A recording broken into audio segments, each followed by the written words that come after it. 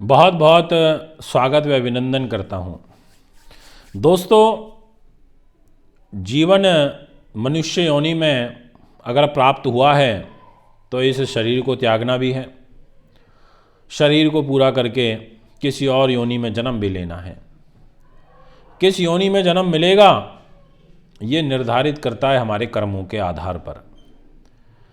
आज मैं as a astrologer आपके समक्ष बैठा हूँ तो कुछ मैंने भी कर्म ही किए होंगे ऐसे जो मैं ज्ञान से रिलेटेड फील्ड से जुड़ा और आज आपके बीच में ज्ञान का प्रचार प्रसार करने की कोशिश करता हूँ।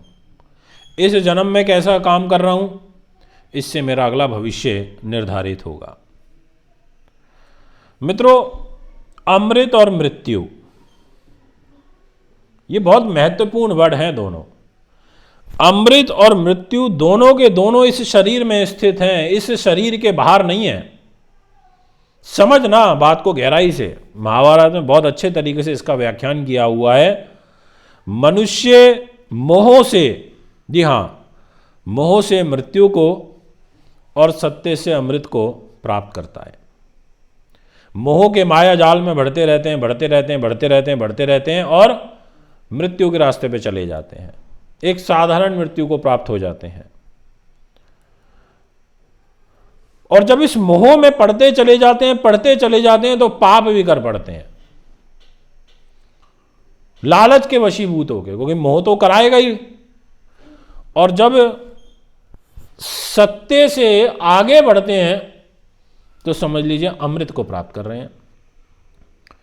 एक अधिकारी अरबों रुपया कमा लेता है और उसी के पैरेलल दूसरा अधिकारी नहीं कमा पाता, वो सत्य के रास्ते पे चल रहा है, तो समझ लीजिए उसको अमृत पान होगा।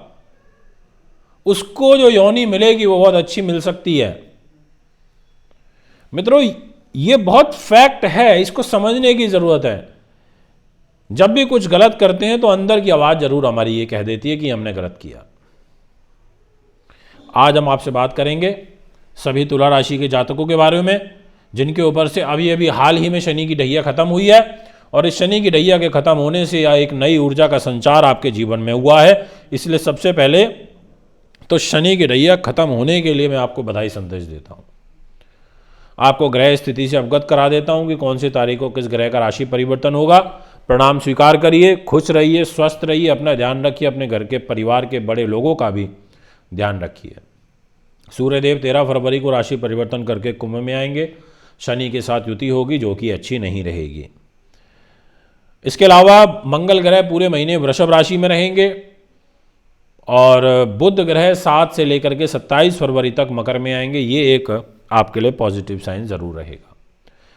देवगुरु बृहस्पति मीन में और शुक्र भी मीन में जाएंगे 15 तारीख को, तो शुक्र का मीन में जाना ये भी अच्छा नहीं है। तो यानी कि आपके लिए, तुला के लिए फिर कौन है संकट मोचक, तो स्वयं शनि है। स्वयं आपका राशि का स्वामी, ये आपका सुख साधन का स्वामी, आपकी उन्नति बुद्धि का स्वामी शनि है। आपका सपोर्ट, आपको शुक्र भी सपोर्ट कर रहा है, बट पूरे महीने नहीं, फर्स्ट 15 डेज कर रहा है। तो शुरुआत करते हैं। सबसे पहले आपके मान सम्मान को लेकर के, यशो उपलब्धि को लेकर के। इस घर में तुला राशि में मान सम्मान में स्वयं केतु बैठे हैं और इस राशि के स्वामी त्रिकोण में पंचम भाव में रहेंगे अपने मित्र शनि के साथ में। दोनों की यह युति अच्छी होती है। तो पहले जो 15 डेज हैं, यानी कि 15 की शाम 8 बजे तक का समय, वो आपके लिए काफ़ी उचित नज़र आ रहा है, अच्छा नज़र आ रहा है। इसके बाद शुक्र उच्च के हो जाएंगे पर छठे भाव में चले जाएंगे, अपनी तुला राशि से छठे में चले जाएंगे। तो ऐसी स्थिति में ये आपके लिए थोड़ी हानि कर सकते हैं, ज़्यादा तो नहीं, क्योंकि आपकी राशि के स्वामी होकर उच्च हो रहे हैं तो बचाव में हैं, पर फिर भी आपको थोड़ा अलर्ट होकर के कार्य करना है। बहुत ज़्यादा हतोत्साहित होकर कार्य नहीं करना है और नियंत्रण में अपनी रेखा को में रहते हुए कार्य करना है। यदि हम अर्थतंत्र की बात करें तो पैसे की जिम्मेदारी मंगल के पास है। इस महीने पैसा भी आपके पास नहीं रुक पाएगा, आएगा और चला जाएगा, आएगा और चला जाएगा। बीमारियों पर पैसा खर्च होने का मुझे ज़्यादा यहाँ पर ग्रह गोचर दिखाई पड़ता है, इसलिए आप थोड़ा सा स्वास्थ्य के प्रति ज़्यादा सचेत रहें। ये मैं आपको विशेष रूप से कहना चाहता हूँ अपने वीडियो के माध्यम से। पारिवारिक मतभेद भी रहेगा और साथ में वाणी में विकार रहेगा, यानी कि क्रोध बढ़ेगा, अभद्रता आएगी शब्दों में, आप अच्छे शब्दों का प्रयोग नहीं करेंगे अपनी भाषा शैली में। ऐसा एक ग्रह गोचर मुझे यहाँ पर दिखाई पड़ता है। इसके बाद मैं आपसे बात करूँगा आपके विल पावर की, आपके साहस पराक्रम की। इस स्थान की जिम्मेदारी देवगुरु बृहस्पति के पास है और पहले 6 दिनों तक इस घर में बुध भी बैठे हैं। तो जितने भी सिंगर हैं उनके लिए यह महीना बहुत अच्छा रहेगा। आपके गले पर, आपकी आवाज़ पर बुध का रहना ये एक शुभ साइन होता है। और इसके अलावा छोटे भाई बहनों से, मित्रों से और सगे संबंधियों से आपको सहयोग, सपोर्ट प्राप्त होगा, ऐसा आपकी पत्रिका कहती है। इतना ही नहीं, यदि आप कोई विदेश से संबंधित कार्य करना चाहते हैं तो उस दृष्टिकोण से पहले 15 दिन आपके लिए उचित नज़र आते हैं। अब बात करते हैं आपके सुख की, साधन की, प्रॉपर्टी, ज़मीन जायदाद की। देखिए, इस घर में सूर्य बैठे हैं शत्रु राशि में, जो कि अच्छे नहीं हैं। तो प्रॉपर्टी से रिलेटेड कार्य करने में आपको काफ़ी ज़्यादा तनाव होगा और स्ट्रेस भी बना रहेगा। परंतु यहाँ पर अच्छी बात यह है कि इस घर के स्वामी त्रिकोण में है, पंचम में, काम बनाएंगे, पर जैसे कहते हैं ना, संघर्षपूर्ण स्थिति रहना, व्यर्थ की दौड़ भाग होना, ऐसी जो परिस्थितियां हैं वो यहाँ पर ज़्यादा बनती हुई नज़र आ रही हैं, ये मैं आपसे कहना चाहूँगा। तो इस महीने जो आपके कार्य होंगे उनमें एफर्ट्स ज़्यादा रहेंगे। आपको माता के स्वास्थ्य का भी ध्यान रखना होगा, उनके स्वास्थ्य पर भी विशेष रूप से पहले 13 दिनों तक, उसके बाद तो मतलब ठीक रहेगा। अगर हम बात करें कि क्या कुछ अकस्मात धन लाभ जैसी परिस्थितियां बन सकती हैं, कुछ ऐसे कार्य सिद्ध हो सकते हैं, तो इस घर में बिल्कुल हो सकते हैं और ये होते हुए भी पहले 15 दिनों में मुझे नज़र आ रहे हैं। विशेष रूप से पहले 15 दिन आपके लिए अच्छे हैं कार्य सिद्धि के लिए। अपना तपस्या करिए, मेहनत करिए, ग्रहों का पूर्ण रूप से आशीर्वाद आपके साथ में रहेगा और शुभ रूप में रहेगा। आपको ग्लैमर इंडस्ट्री से, होटल लाइन से, कंस्ट्रक्शन से, हॉस्पिटैलिटी लाइन से काफ़ी अच्छा खासा लाभ मिलता हुआ नज़र आ रहा है। न्याय प्रिय लोगों को भी यहाँ पर लाभ मिलेगा, ये मैं आपसे कहूँगा। दाम्पत्य जीवन की यदि मैं बात करूँ तो वो इस महीने मुझे अच्छा बिल्कुल भी नहीं नज़र आता। इस घर में आपके तनाव दिखाई देता है।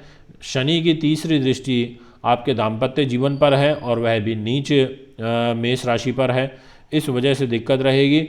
और जिन महिलाओं के दृष्टिकोण से यदि हम बात करें तो गुरु अपने कारक स्थान से 12वें में चले गए हैं, यानी कि छठे भाव में, तो इनका इस घर में रहना भी अच्छा नहीं होता। तो इस वजह से भी प्रॉब्लम दिखाई पड़ती है, तो थोड़ा सा ध्यान रखें। यदि हम मैं बात करूं तो पहले 13-14 दिनों में आपको कुछ पैसे का गेन होगा। स्वास्थ्य के दृष्टिकोण से जिन लोगों को प्रॉब्लम चल रही है शुगर की, और जिन लोगों का फैट बॉडी में बहुत ज़्यादा बढ़ा हुआ है, उन लोगों को विशेष रूप से ध्यान रखना है, ये मैं कहना चाहूँगा।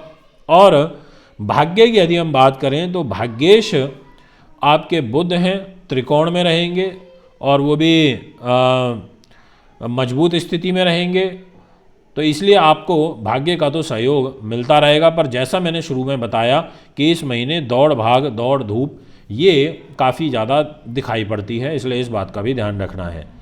नौकरी पेशे वाले लोगों के लिए, सरकारी नौकरी वालों के लिए सामान्य सा व्यतीत होगा, कोई बहुत बड़े व्यापक परिवर्तन नहीं आ रहे। और विदेशों से संबंधित बैठे हुए कार्य करने वाले लोगों के लिए 13 फरवरी के बाद परिस्थितियां अनुकूल बनेंगी, ये मैं कहना चाहता हूँ। या कोई लंबी दूरी की यात्रा 13 फरवरी के बाद की जा सकती है। यह है आपका राशिफल। यदि आप भी कुंडली बनवाना, दिखवाना, पूजा पाठ या रथ लेना चाहते हैं या अच्छी क्वालिटी के रुद्राक्ष, तो संपर्क कर सकते हैं। आगामी एपिसोड में अब आपसे मुलाकात करेंगे। नमस्कार, धन्यवाद।